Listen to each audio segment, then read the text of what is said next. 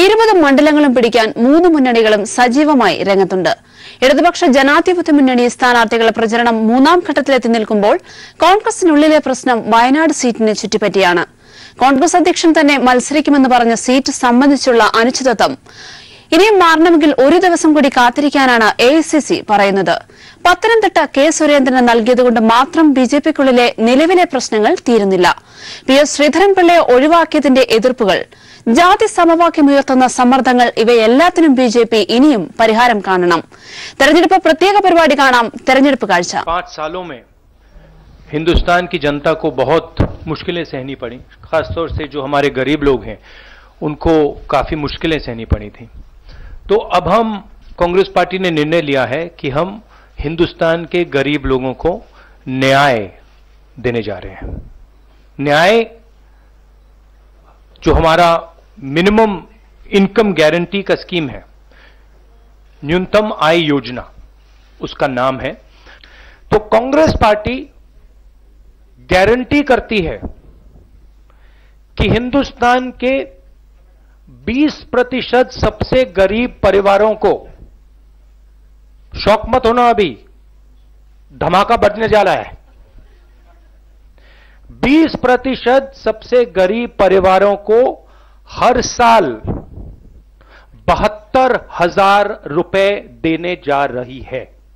5 crore families, 25 crore लोगों को direct इस स्कीम का फायदा मिलेगा. हम गरीबी को हिंदुस्तान से मिटा देंगे. ഇപ്പോൾ കേട്ട രാഹുൽ ഗാന്ധിയുടെ പ്രഖ്യാപനം തന്നെയാണ് ഇന്നത്തെ ചർച്ചാ വിഷയം. വയനാട്ടിൽ രാഹുൽ ഗാന്ധി സ്ഥാനാർത്ഥിയാകുമോ എന്ന ചോദ്യത്തിന് രാഹുലിന്റെ പ്രതികരണം ന്യൂനതം ആയ് യോജന ആയിരുന്നു. സംഗതി മറ്റൊന്നുമല്ല, പാവപ്പെട്ട കുടുംബങ്ങൾക്കുള്ള കോൺഗ്രസിന്റെ മിനിമം വരുമാന പദ്ധതി. അധികാരത്തിൽ വന്നാൽ പാവപ്പെട്ട കുടുംബങ്ങൾക്ക് വർഷത്തിൽ 72,000 രൂപ അക്കൌണ്ടിൽ ഉറപ്പാക്കും. 6,000 മുതൽ 12,000 രൂപ വരെ പ്രതിമാസം മിനിമം വേതനവും ഉറപ്പാക്കും. രാജ്യത്ത് നിന്ന് ദാരിദ്ര്യം തന്നെ തൂത്തുനീക്കും എന്നിങ്ങനെ നീളുന്നു പ്രഖ്യാപനങ്ങൾ. ഏറ്റവും ദരിദ്രരായ 20% ആളുകൾക്ക് ഫലം ലഭിക്കുമെന്നൊക്കെ രാഹുൽ പറയുമ്പോൾ ഇത് കോൺഗ്രസിന്റെ മുൻകാല പ്രഖ്യാപനം പോലാകുമോ? ന്യൂനതം ആയ് യോജനയുടെ ആയുസ് എത്ര ദിവസം എന്നതിലെല്ലാം ജനങ്ങൾ അവരുടെ നിലപാട് വ്യക്തമാക്കുന്നു ജനശബ്ദത്തിലൂടെ. സ്ഥാനാർത്ഥിത്വത്തോടെ ഒരു കേരളത്തിലാകെ ഒരു മുന്നേറ്റം ഉണ്ടാക്കാൻ പറ്റുമോ എന്നൊരു ശ്രമമാണ് കോൺഗ്രസ് ഇതിൽ പരീക്ഷിച്ചുകൊണ്ടിരിക്കുന്നത്. പ്രത്യേകിച്ച് ഇടതുപക്ഷം ഭരിക്കുന്ന ഒരു സംസ്ഥാനത്ത് ഇടതുപക്ഷത്തിന് എതിരായ ഒരു വികാരമുണ്ടാക്കാനുള്ള ഒരു ശ്രമമാണ് ഈ രാഹുൽ ഗാന്ധിയുടെ സ്ഥാനാർത്ഥിത്വത്തിലൂടെ കോൺഗ്രസ് ഇപ്പോൾ ലക്ഷ്യമിടുന്നത്. കോൺഗ്രസിൽ വലിയ ഗ്രൂപ്പാണ്. സിദ്ദിഖിന്റെ സ്ഥാനാർത്ഥിത്വം വഴി 2 ഗ്രൂപ്പ് കേരളത്തിൽ നിലനിന്നിരിക്കുന്ന ഈ ഗ്രൂപ്പ് പ്രബലമായി. അപ്പോൾ എന്തായാലും സിദ്ദിഖ് പരാജയപ്പെടും എന്ന് ഉറപ്പ് വരുമ്പോൾ 2 വിഭാഗത്തെയും തൃപ്തിപ്പെടുത്തുന്നതിന് വേണ്ടി കേരളത്തിലെ കോൺഗ്രസിലെ ഒരു വിഭാഗമാണ് ഈ സ്ഥാനാർത്ഥിത്വം, രാഹുൽ ഗാന്ധിയുടെ സ്ഥാനാർത്ഥിത്വത്തിന് വേണ്ടി ഈ വലിയ ശ്രമം ഇപ്പോൾ നടത്തിക്കൊണ്ടിരിക്കുന്നത്. കോൺഗ്രസ് ഇന്ത്യയിൽ ഓരോ ഇലക്ഷൻ വരുന്ന സമയത്തും ഓരോ മുദ്രാവാക്യങ്ങൾ രാജ്യത്ത് മുന്നോട്ട് വെച്ചിട്ടുണ്ട്. പക്ഷെ ആ മുദ്രാവാക്യങ്ങളൊന്നും ഈ രാജ്യത്ത് നടപ്പിലാക്കുന്നതിന് വേണ്ടി കോൺഗ്രസ് കഴിഞ്ഞ ഒരു ദാരിദ്ര്യം നീക്കും, അല്ലെ, ഗരീബി ഹഠാവോ തുടങ്ങി ഒട്ടനവധി മുദ്രാവാക്യങ്ങൾ രാജ്യത്ത് കോൺഗ്രസ് ഉന്നയിച്ചു. പക്ഷെ കോൺഗ്രസ് അപ്പോഴൊന്നും അത് നടപ്പിലാക്കുന്നതിനും മുന്നോട്ട് വന്നില്ല. കേരളത്തിലെ ഈ ഗ്രൂപ്പുകൾക്ക് കാരണം അവരെ ഇനി അടിമപ്പെട്ടുകൊണ്ട് ഇങ്ങോട്ട് വരുന്ന ഒരു സ്ഥിതിയാണ് ഉള്ളത്. വയനാട്ടിലെ ജനങ്ങളെ രാഹുൽ ഗാന്ധി പ്രത്യേകിച്ച് അപമാനിക്കുന്നതിന് സമമാണ് ഇത്. സിദ്ദിഖ് അദ്ദേഹം ആദ്യം സ്ഥാനാർത്ഥി പ്രഖ്യാപിച്ചതിൻ്റെ അടിസ്ഥാനത്തിൽ പ്രവർത്തനം തുടങ്ങിയതാണ്. ഇപ്പോൾ ഒന്നും ഇല്ലാത്തൊരവസ്ഥയിലാണ് അദ്ദേഹം. കഴിഞ്ഞ കാലങ്ങളിൽ വാഗ്ദാനങ്ങൾ തെരഞ്ഞെടുപ്പ് പ്രകടന പത്രികയിൽ കാണുന്നതല്ലാതെ അത് പ്രാവർത്തികമാക്കാൻ അവർ ശ്രദ്ധിക്കാറില്ല എന്നതാണ് സത്യം. മുൻകാല അനുഭവം വെച്ച് അത് അത്തരത്തിലെ ജനങ്ങൾ അത് സ്വീകരിക്കുക സാധ്യതയുള്ളൂ. അല്ല, ഇപ്പോഴത്തതില് അത് ഒരു എന്താ പറയാ, വെറുതെ പറയാൻ പറ്റൂല. കാരണം എന്താ വെച്ചാല് രാഹുൽ ഗാന്ധിയെ വരവേൽക്കാൻ മലയാളികൾ ഒത്തടങ്കം ഒത്തുചേർന്ന് കഴിഞ്ഞു. വയനാടിനെ പോലുള്ള സ്ഥലത്ത് പ്രത്യേകിച്ച് UDFന് വലിയ ഭൂരിപക്ഷമുള്ള സ്ഥലമാണ്. ഇപ്പൊ രാഹുൽ ഗാന്ധി വരുമ്പോൾ അത് ഒന്നുകൂടി അതിൽ ഇരട്ടിയാവാനല്ലാതെ കുറയാനൊരു ചാൻസ് ഇല്ല. പിന്നെ മലയാളികൾക്ക് ഓരോർക്കും എന്താ പറയാ, അഭിമാനിക്കാലോ. ഭാവി പ്രധാനമന്ത്രി എന്ന് പറയുന്ന ഒരാള് ഈ വരുന്ന ഇലക്ഷനിൽ പ്രധാനമന്ത്രി സ്ഥാനത്തേക്ക് വോട്ട് ചെയ്യാൻ കിട്ടുന്ന ഒരു അവസരമല്ലേ. കേരളത്തിൽ കോൺഗ്രസിന് ഇപ്പോൾ കുറച്ച് പിന്നോക്കാണ് നിൽക്കുന്നത്. അപ്പോൾ അത് വിജയിക്കാൻ വേണ്ടിയിട്ടുള്ള ഒരു ചെറിയ തന്ത്രമായിട്ടാണ് ഒരു പൊതുജനം എന്നുള്ളത് എനിക്ക് കാണാൻ കഴിയുന്നത്. രാഹുൽ ഗാന്ധിനെ കേരളത്തിൽ കൊണ്ടുവരുന്ന സമയത്ത് കേരളത്തിലെ 16ഓളം സീറ്റുകൾ UDFന് വിജയിക്കാമെന്ന് കണക്കുകൂട്ടുണ്ട്. ഇത് 20 മാറ്റാന്നുള്ള ഒരു തന്ത്രം കൂടി ഉണ്ട് ഇതിന് പിന്നിലെന്നാണ് കാണാൻ കഴിയുന്നത്. മോഡി സർക്കാരും വാഗ്ദാനങ്ങളെയും ഇപ്പം രാഹുലും വാഗ്ദാനം, പക്ഷെ ജനങ്ങൾക്കൊന്നും കിട്ടത്തില്ല. പൊതുജനങ്ങൾക്ക് ഇതുമായിട്ടൊരു ഒരു പ്രയോജനമില്ല. അത് പൊതുജനത്തിന് ഇതുകൊണ്ട് ഒരു പ്രയോജനമില്ലെന്ന് ആർക്കും ഒരു 10 പൈസ ആർക്കും കിട്ടുന്നില്ല. ഇത് വാഗ്ദാനം നടക്കും. ഇപ്പം മോഡി വാഗ്ദാനം ചെയ്തു, അതുപോലെ രാഹുൽ ഗാന്ധിയും വാഗ്ദാനം ചെയ്തു. അത് ജനങ്ങൾക്ക് കയ്യിൽ വരത്തില്ല, അത്രയേ ഉള്ളൂ. ഇപ്പം ഇത് ഇങ്ങനെ ഒരു വാഗ്ദാനം പാടില്ലാത്തതാ ഇപ്പോഴത്തെ ഇലക്ഷൻ ഈ നടക്കുന്ന സമയത്ത് അല്ലേ? പിന്നെ അത് ഈ വാഗ്ദാനങ്ങളൊക്കെ ചെയ്യുന്നവർ അതേപ്പറ്റി ആലോചിച്ച് വേണം എന്തെങ്കിലുമൊക്കെ സംസാരിക്കാൻ. അല്ല, തെരഞ്ഞെടുപ്പ് വരുമ്പോൾ മാത്രമാണ് കോൺഗ്രസിൻ്റെ ഒരു അവകാശവാദം, അല്ലാതെ അതിനപ്പുറത്തേക്ക് ഒരു പ്രാധാന്യവും ഇതിനകത്ത് കൽപ്പിക്കേണ്ടതില്ല. കാരണം നരേന്ദ്രമോദി അധികാരത്തിലെത്തിയ ഒരു ഘട്ടത്തിൽ പറഞ്ഞത് ഓരോ ഇന്ത്യൻ പൗരൻ്റെ അക്കൗണ്ടിലേക്കും 15 ലക്ഷം രൂപ വീതം ഇട്ടുകൊടുക്കുമെന്ന് പറഞ്ഞുകൊണ്ടാണ് മോദി അധികാരത്തിൽ വന്നത്. ഇവിടെ 15 ലക്ഷം പോയിട്ട് 15 രൂപ പോലും ഇട്ടുകൊടുക്കുന്ന ഒരു സ്ഥിതി ഉണ്ടായില്ല. അതുപോലെ തന്നെയാണ് രാഹുൽ ഗാന്ധിയുടെ വാഗ്ദാനം വോട്ട് കിട്ടുന്നതിന് വേണ്ടിയിട്ട് മാത്രമുള്ള ഒരു വാഗ്ദാനമല്ലാതെ അതിനകത്ത് യാതൊരു പ്രസക്തിയില്ലെന്നുള്ളത് എല്ലാവർക്കും അറിയാവുന്ന ഒരു കാര്യമാണ്. അതൊക്കെ ഒരിക്കലും നടക്കുന്ന കാര്യങ്ങളല്ല. ഇതിക്ക് മുമ്പ് പല പല കാര്യങ്ങൾ പറഞ്ഞ് അധികാരത്തിൽ വന്ന ആൾക്കാരാണ് അവരൊക്കെ. അവരുടെ കഴിവുകേട് കൊണ്ടാണ് ഇന്ന് BJP ഭരിക്കുന്നത്. അവർ നല്ല ആത്മാർത്ഥ കർഷകർക്കും മറ്റുള്ളവർക്കും നല്ല ആത്മാർത്ഥ കാണിച്ചിരുന്നെങ്കിൽ ഇന്ന് ഈ നിലപാട് കോൺഗ്രസ്സുകാരൊന്നും അനുഭവിക്കേണ്ടി വരില്ലായിരുന്നു. ഇപ്പോൾ രാഹുൽ ഗാന്ധി ഇവിടെ വയനാട് വന്ന് നിൽക്കാൻ പോകണമെന്ന് പറഞ്ഞു. അപ്പോൾ അവർ BJPക്കാർ പറഞ്ഞത് എന്താണെന്ന് വെച്ചാൽ അവർ ഭയന്നിട്ട് വന്ന് നിൽക്കുകയാണെന്നല്ല പറഞ്ഞത്. അതൊരു ആക്ഷേപം പിന്നെയും കോൺഗ്രസിന് ഉണ്ടാക്കിയില്ലേ? സാധാരണക്കാർക്ക് 6000 12,000 കൊടുക്കാമെന്ന് പറഞ്ഞത് കൊടുത്താൽ നല്ല കാര്യമാണ്. എല്ലാവർക്കും ഉപകാരപ്രദമായിട്ടുള്ള ഒരു കാര്യങ്ങളാണ്. അവിടെ തന്നെ ഇപ്പോൾ കർഷകരെ ഒരുപാട് കടന്ന് ബുദ്ധിമുട്ടി. ആരെങ്കിലും ചെയ്തായിരുന്ന കോടികൾ മുടക്കി ഒരു ശിലയുണ്ടാക്കി വെച്ച് പാലൊഴുക്കി എന്തൊക്കെ ചെയ്തു? ആർക്കാ നേട്ടമുള്ള? അവിടെ പാവപ്പെട്ട കർഷകർ കിസാൻ സഭ ഒരു വലിയൊരു പ്രശ്നം ഉണ്ടാക്കിയത് എല്ലാവർക്കും അറിയാവുന്ന കാര്യമല്ലേ? എന്നിട്ട് ആ സാധാരണ ഒരു കുടിലും വെച്ച് കൊടുത്ത് അവർക്ക് ജീവിക്കാനുള്ള ഒരു മാർഗവും കൃഷിയിടങ്ങളൊന്നും സംരക്ഷിച്ചിരുന്നെങ്കിൽ അവർ രക്ഷപ്പെട്ടു പോയേനെ. ഇത്തരം പ്രശ്നങ്ങൾ ഉണ്ടാവില്ലായിരുന്നു. ഇപ്പോൾ പോയത് തിരിച്ചു പിടിക്കാൻ കോൺഗ്രസും, ഉള്ളത് വീണ്ടും ഒന്നും കൂടെ മിനുക്കിയെടുക്കാനാണ് BJP. ഇത്തരത്തിലുള്ള പ്രഖ്യാപനങ്ങൾ മിക്കവാറും ഇലക്ഷനുമായിട്ട് ബന്ധപ്പെട്ട് തന്നെയാണ്. കാരണം കഴിഞ്ഞ 5 വർഷം മുമ്പ് നരേന്ദ്രമോദി ഒരു പ്രഖ്യാപനം നടത്തി, നമുക്ക് 15 ലക്ഷം രൂപ വീതം കിട്ടുമെന്ന്. അപ്പോൾ ഈ 15 ലക്ഷം രൂപ വീതം കിട്ടുകയാണെങ്കിൽ നമ്മൾ എന്നും നരേന്ദ്രമോദിയെ തന്നെ അവിടെ അവരോധിക്കും. രണ്ടാമതൊരു ഇലക്ഷൻ്റെ ആവശ്യമില്ല. സാധാരണക്കാരന് എന്തെങ്കിലുമൊക്കെ കിട്ടണമെന്നുണ്ടെങ്കിൽ ഇടതുപക്ഷം തന്നെ ഭരിക്കാൻ വരണം. പക്ഷെ അത് കേന്ദ്രത്തിൽ സാധ്യമാകുമോ ഇല്ലയോ എന്നുള്ളത് അറിയില്ല. കേരളത്തിലെ വിശേഷം പറയുകയാണെങ്കിൽ നമുക്ക് ഇടതുപക്ഷം തന്നെയാണ് ബെറ്റർ. രാഹുൽ ഗാന്ധിയുടെ സ്ഥാനാർത്ഥിത്വം കോൺഗ്രസ് വളരെ പ്രതീക്ഷയോടെയാണ് കാണുന്നത്. വിഷയത്തിൽ മറ്റു മുന്നണിയിലെ നേതാക്കന്മാരുടെയും കോൺഗ്രസിന്റെ തന്നെ നേതാക്കന്മാരുടെയും പ്രതികരണം കാണാം. കോൺഗ്രസ് പ്രസിഡന്റ് തന്നെ ഒരു മത്സരിക്കുന്ന മണ്ഡലം ഇങ്ങനെ അനിശ്ചിതത്വത്തിൽ നിർത്തി എന്തുകൊണ്ടാണ്? ഇത് കോൺഗ്രസ് ചെന്നുകൊണ്ടിരിക്കുന്ന രാഷ്ട്രീയ പാപ്പരത്വത്തിന്റെ ഏറ്റവും വലിയ തെളിവാണ് ഈ രാഹുൽ ഗാന്ധിയുടെ സ്ഥാനാർത്ഥിയെ സംബന്ധിച്ച് കേരളത്തിൽ നടക്കുന്ന ചർച്ച. അപ്പോൾ ഇങ്ങനെയുള്ള കോപ്രായം ഒരു ലോക്സഭാ തെരഞ്ഞെടുപ്പിലും അസംബ്ലി തെരഞ്ഞെടുപ്പിലും നമ്മുടെ രാഷ്ട്രീയ ജീവിതത്തിൽ കണ്ടിട്ടില്ല. ഇത്തരത്തിലുള്ള പ്രഖ്യാപനങ്ങൾ ഇലക്ഷൻ അടുത്ത് വരുമ്പോൾ കോൺഗ്രസിൻ്റെ ഒരു സ്ഥിരം പതിവാണ്. ഗരീബി ഹടാവോ എന്നായിരുന്നു, ദാരിദ്ര്യം ഉന്മൂലനം ചെയ്യും എന്ന് പറഞ്ഞ് വോട്ട് വാങ്ങിയ പ്രധാനമന്ത്രിയായിരുന്നു ഇന്ദിരാഗാന്ധി. ഇവിടെ ദാരിദ്ര്യരേഖയ്ക്ക് താഴെ നിൽക്കുന്നവരുടെ അംഗസംഖ്യ വർദ്ധിപ്പിക്കുകയാണ് കോൺഗ്രസ് ചെയ്തത്. തൊഴിലില്ലായ്മ തുടച്ചു നീക്കും. ഇന്ത്യയിൽ തൊഴിലില്ലാത്തവരുടെ എണ്ണം പെരുകുകയാണ് കോൺഗ്രസ് ഭരണകാലത്ത് ചെയ്തത്. ഒരു വീട്ടിൽ ഒരാൾക്കെങ്കിലും ജോലി, ഒരു കുടുംബത്തിൽ ഒരാൾക്കെങ്കിലും ജോലി, ഈ മുദ്രാവാക്യങ്ങളൊക്കെ കോൺഗ്രസിൻ്റെ മുദ്രാവാക്യങ്ങളായിരുന്നു. ആ മുദ്രാവാക്യങ്ങൾക്ക് ഏറ്റ അവസ്ഥ തന്നെയാണ് ഈ മുദ്രാവാക്യത്തിനും ഈ വാഗ്ദാനത്തിനും സംഭവിക്കാൻ പോകുന്നത്. രാഹുൽ ഗാന്ധിയെ കോൺഗ്രസ് പ്രൊജക്ട് ചെയ്തത് ഭാവി പ്രധാനമന്ത്രിയായിട്ടാണ്. BJPയോട് പോരാടാൻ ഇവിടെ രാഹുൽ ഗാന്ധി വരേണ്ട കാര്യമില്ല, ഞങ്ങളുണ്ട്. നിങ്ങളുടെ സ്വന്തം നാട്ടിൽ നിന്ന് ഒളിച്ചോടിയെന്നാണ് സ്മൃതി ഇറാനി പറഞ്ഞിരിക്കുന്നത്. അതിന് സമാനം പറഞ്ഞല്ലോ വരെ. രാഹുൽ ഗാന്ധിയുടെ ഭാവി രാഷ്ട്രീയ വളർച്ചയെ തകർക്കാനുള്ള ഒരു ഗൂഢാലോചന കോൺഗ്രസിനകത്ത് നടന്നതിൽ ആ വലയിൽ അയാൾ വീഴുകയാണുണ്ടായത്. അദ്ദേഹത്തിന്റെ ദീർഘദർശിത്വവും രാഷ്ട്രീയ അന്തർജ്ഞത ഇപ്പോഴും വേണ്ടത്ര ആയിട്ടില്ല. അദ്ദേഹത്തിന്റെ ഭാവി പ്രധാനമന്ത്രി സ്ഥാനമാണ് ഇപ്പൊ തുലാസിലാടുന്ന കേരളത്തിൽ വരുമെന്ന് പറഞ്ഞത് വഴി അദ്ദേഹം ഒന്നും പറഞ്ഞിട്ടില്ല. നമുക്ക് യാതൊരു പ്രശ്നമില്ല.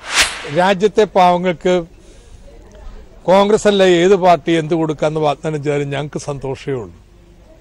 അതുകൊണ്ട് ഇന്ത്യയിലെ പരമദരിദ്രർക്ക് 70,000 രൂപ വെച്ച് വർഷം തോറും നൽകുന്ന ഇൻകം സപ്പോർട്ട് സ്കീമിനോട് ഞങ്ങൾക്ക് യാതൊരു എതിർപ്പുമില്ല. പക്ഷെ മോഡിയുടെ 6000 രൂപ പോലെ ആവരുത്.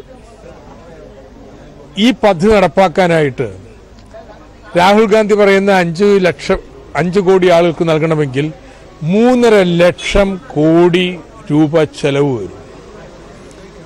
3.5 ലക്ഷം കോടി രൂപ ചെലവ് വരാമെന്ന് പറഞ്ഞാൽ ഇന്ത്യയുടെ ധനക്കമ്മി ഇന്നിപ്പോൾ 3.3 എന്ന് പറഞ്ഞത് നേരെ 5.3 5.5% ഉയരും.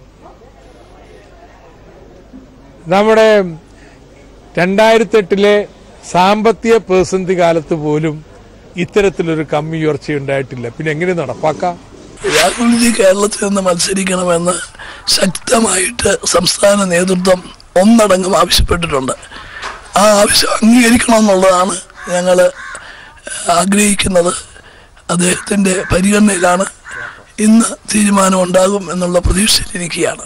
എല്ലാ പ്രതീക്ഷയും അദ്ദേഹം സംസ്ഥാനത്തു നിന്നുള്ള ഈ ആവശ്യം ഉൾക്കൊള്ളുമെന്നുള്ള പ്രതീക്ഷയാണുള്ളത്.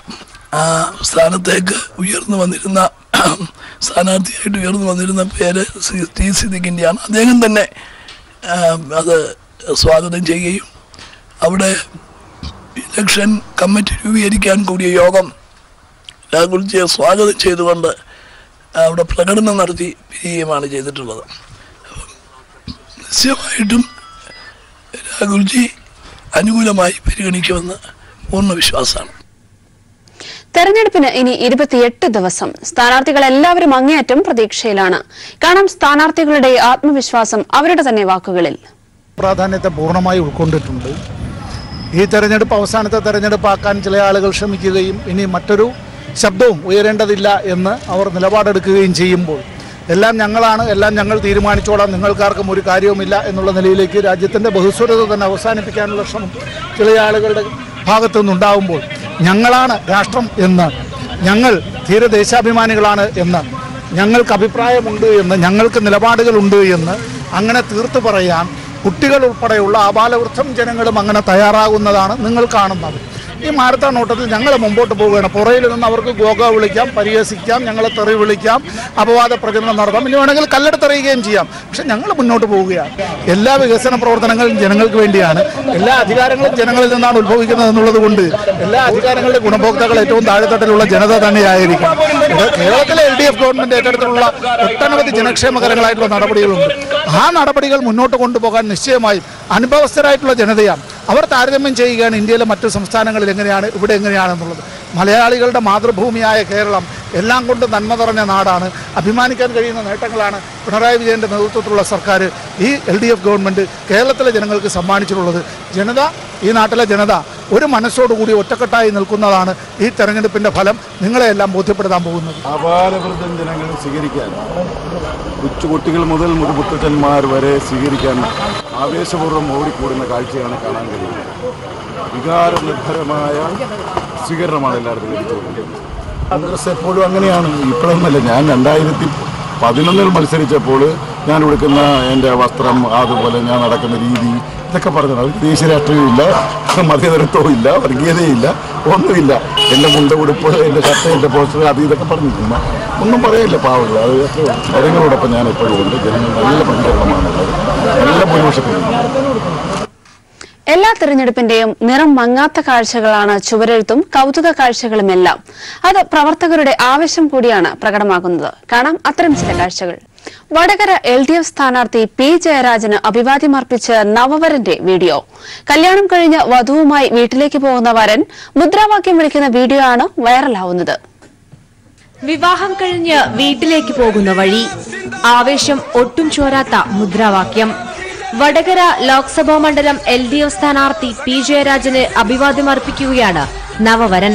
തിരഞ്ഞെടുപ്പ് കാലത്ത് വൈറലാവുകയാണ് ഈ വീഡിയോ.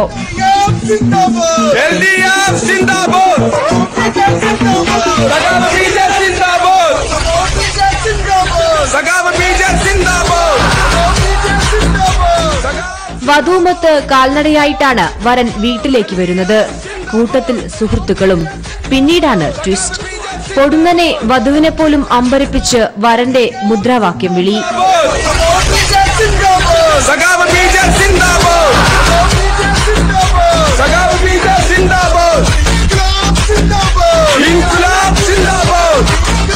മുഷ്ടി ചുരുട്ടി സഖാവ് PJ ജയ് എന്ന് വിളിച്ചു പറഞ്ഞുള്ള കല്യാണച്ചെക്കന്റെ വരവ് നാട്ടുകാരെയും അത്ഭുതപ്പെടുത്തി. വധുവിനോടൊപ്പം ഒരു കൈയിൽ പൂമാലയുമേന്തിയുള്ള ഈ വരന്റെ മുദ്രാവാക്യം വിളി യൂട്യൂബിൽ വൈറലാവുകയാണ്. News bureau, Kozhikode. ഇനി മറ്റു ചില തെരഞ്ഞെടുപ്പ് വാർത്തകൾ കൂടി പരിശോധിച്ചാൽ കോഴിക്കോട് മണ്ഡലം തിരിച്ചുപിടിക്കാനുള്ള പോരാട്ടത്തിലാണ് ഇടതുപക്ഷ സ്ഥാനാർത്ഥി എ പ്രദീപ് കുമാർ. കഴിഞ്ഞ 10 വർഷമായി നടപ്പിലാക്കാതെ പോയ വികസനം തന്നെയാണ് മണ്ഡലത്തിലെ പ്രധാന ചർച്ചാ വിഷയവും. മറുപക്ഷത്ത് UDF സ്ഥാനാർത്ഥി സിറ്റിംഗ് എംപിയായ എ കെ രാഘവനാണ് മത്സരിക്കുന്നത്.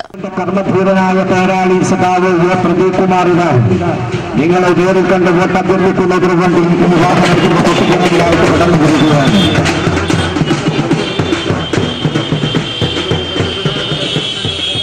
കോഴിക്കോട് മണ്ഡലത്തിൽ കനത്ത വേനൽ ചൂടിലും സ്ഥാനാർത്ഥി പര്യടനങ്ങൾക്കും തെരഞ്ഞെടുപ്പ് ചർച്ചകൾക്കും ചൂടേറുകയാണ്. കോഴിക്കോട് നോർത്ത്, കോഴിക്കോട് സൗത്ത്, ബേപ്പൂർ, കുന്നമംഗലം, കൊടുവള്ളി, എലത്തൂർ, ബാലുശ്ശേരി നിയമസഭാ മണ്ഡലങ്ങളാണ് കോഴിക്കോട് മണ്ഡലത്തിൽ ഉൾക്കൊള്ളുന്നത്. ഇടതുപക്ഷ സ്ഥാനാർത്ഥിയായി Kozhikode north MLA A Pradeep കുമാറും UDF സ്ഥാനാർത്ഥിയായി സിറ്റിംഗ് MP MK രാഘവനും BJP സ്ഥാനാർത്ഥിയായി VK പ്രകാശ് ബാബുവുമാണ് മത്സരരംഗത്തുള്ളത്. നിലവിലെ നിയമസഭാ മണ്ഡലങ്ങളിൽ കോഴിക്കോട് സൗത്തിൽ മാത്രമാണ് UDF വിജയിച്ചത്. 87,535 വോട്ടിന്റെ ഭൂരിപക്ഷം മണ്ഡലങ്ങളിൽ LDF നേടിയിട്ടുണ്ട്. കഴിഞ്ഞ തവണ പാർലമെന്റ് തെരഞ്ഞെടുപ്പിൽ 16,883 വോട്ടിന്റെ ഭൂരിപക്ഷം നേടിയാണ് UDF സീറ്റ് നിലനിർത്തിയത്. കഴിഞ്ഞ 10 വർഷമായി വികസനമാണ് താൻ നടത്തിയതെന്ന് UDF സ്ഥാനാർത്ഥി അവകാശപ്പെടുന്നു. കോഴിക്കോട് ലോക്സഭാ മണ്ഡലത്തിൽ എല്ലാ പ്രദേശങ്ങളിലും UDFന്റെ പ്രവർത്തനം ശക്തമായി നടക്കുകയാണ്. ആവേശകരമായ മുന്നേറ്റമാണ് എല്ലാ സ്ഥലത്തും കാണാൻ കഴിയുന്നത്. 2009, 2014, 2019 ആവർത്തിക്കും, യാതൊരു സംശയവുമില്ല. പാർലമെന്റിൽ നിന്നും മണ്ഡലത്തിനാവശ്യമായ വികസന പ്രവർത്തനങ്ങളൊന്നും നേടിയെടുക്കാൻ സിറ്റിംഗ് MPക്ക് കഴിയാത്തതും മണ്ഡലത്തിലെ വികസന മുരടിപ്പുമാണ് ഇടതുപക്ഷം ഉയർത്തിക്കാട്ടുന്ന പ്രധാന തെരഞ്ഞെടുപ്പ് വിഷയം. കോഴിക്കോട് പാർലമെന്റ് മണ്ഡലത്തിന്റെ പരിധിയിൽ കഴിഞ്ഞ ഒരു 10 വർഷം എടുത്താൽ പാർലമെന്റ് അംഗത്തിൻ്റെയൊക്കെ നേതൃത്വത്തിൽ നടക്കേണ്ടുന്ന പ്രധാന പ്രവർത്തനം അത് നടന്നില്ല. ഇപ്പം കോഴിക്കോട് റെയിൽവേ സ്റ്റേഷൻ അന്താരാഷ്ട്ര നിലവാരത്തിൽ ഉയർത്തി എന്നുള്ള അവകാശവാദം ഉണ്ടല്ലോ. യാഥാർത്ഥ്യമായിട്ടൊരു ബന്ധമില്ല. അവിടെ ഒന്നും നടന്നിട്ടില്ല. ഒരു എസ്കലേറ്റർ വെച്ച് ഏറ്റവും കൂടുതൽ ടിക്കറ്റ് വെക്കുന്ന റെയിൽവേ സ്റ്റേഷനുകൾക്ക് സാധാരണഗതിയിൽ സ്വാഭാവികമായ റെയിൽവേ കൊടുക്കുന്ന ഒരു കോംപ്ലിമെൻ്റാണ്.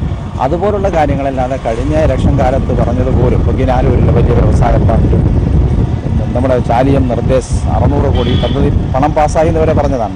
ഒന്നും നടന്നിട്ടില്ല. ഈസ്റ്റിലെ കേന്ദ്രീയ വിദ്യാലയം പോലും ഒരു ഷിഫ്റ്റ് സമ്പ്രദായം ഏർപ്പെടുത്തേണ്ട ഗതികേടിലെത്തിയ ഇന്ത്യയിലെ ഒരേ ഒരു കേന്ദ്രീയ വിദ്യാലയം ഈ ഈസ്റ്റിലുള്ള കേന്ദ്രീയ വിദ്യാലയമാണ്.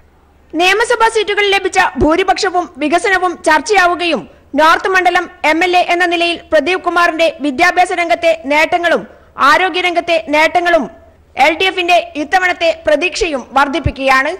കോഴിക്കോടിനെ പ്രതിനിധീകരിച്ച് ആര് പാർലമെന്റിൽ എത്തണമെന്ന് തീരുമാനിക്കേണ്ടത് ഇനി ജനങ്ങളാണ്.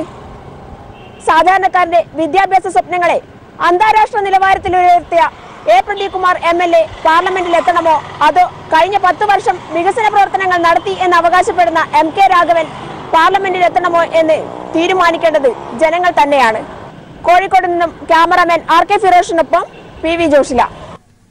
പ്രചരണ രംഗത്തെ മേളക്കൊഴുപ്പിനായി ഗാനങ്ങളും ഉൾപ്പെടുത്താറുണ്ട്. അത് അണികൾക്ക് നൽകുന്ന ആവേശം ചെറുതൊന്നുമല്ല. ഇന്നത്തെ തെരഞ്ഞെടുപ്പ് കാഴ്ചകൾ പൂർണ്ണമാകുന്നു. ഉച്ചഭാഷിണിയോടെ നമസ്കാരം.